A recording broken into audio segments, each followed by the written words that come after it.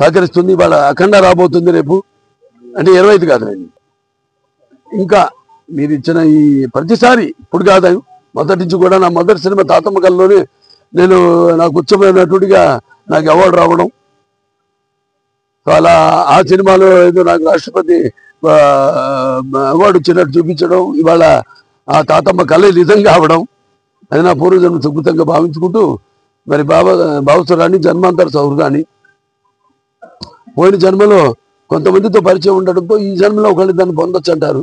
కానీ ఇన్ని వేల లక్షల కోట్ల మంది అభిమానుల్ని పొందడం అంటే అది ఏ జన్మల అనుబంధమో, ఏ రుణానుబంధమో, ఏ విడదీయలేని అనుబంధమో కదా నాకు అనిపిస్తూ ఉంటుంది.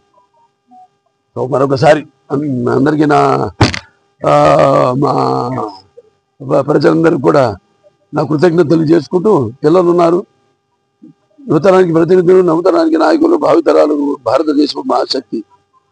ఇవాళ మనం చూస్తున్న ప్రపంచంతో ఎంతగానో కుదించుకుపోయింది. ఇన్స్టాగ్రామ్ వల్ల అయితేనేమి, వాట్సాప్ల వల్ల అయితేనేమి, ఫేస్బుక్ల వల్ల అయితేనేమి, ఈ సోషల్ మీడియా వల్ల అయితేనేమి. కానీ ఏదైనా మంచిగా వాడుకోండి, మంచి భవిష్యత్తు ఉంటుంది మీకు అని మొన్నే చూసాం మనం. అది ఎవడో చాటింగ్ చేస్తూ దాంతో ఎటువంటి ప్రమాదానికి తన తల్లిని చంపుకుని తను చంపుకుని, అలా కాకుండా ఏదైనా అంత మంచిగా మనం వినియోగించుకోవాలి. అప్పుడే అఖండాలో నేను చెప్పినట్టు ప్రకృతి సహకరిస్తుంది. వాళ్ళ అఖండ రాబోతుంది రేపు, అంటే 25 కాదు. సినిమా డేట్ చెప్తాం, డిసెంబర్ మొదటి వారంలో వస్తుంది.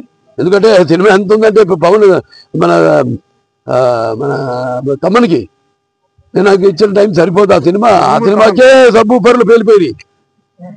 ఇప్పుడు ఈ సినిమా ఎలా ఉంటుందో ఆలోచించండి. దీనికి 150 ఎంత ఉంటుంది ఈ సినిమా, రెట్టింపు కాదు. సో అటువంటిది సినిమా బాగుండాలి, మంచి ఉద్దేశంతో సినిమా తీసాం. ఇవాళ అప్పుడు తీసాం, దాని గురించి చెప్పాను. ఇప్పుడు ఈ సినిమాలో సనాతన హైందవ ధర్మం గురించి, మన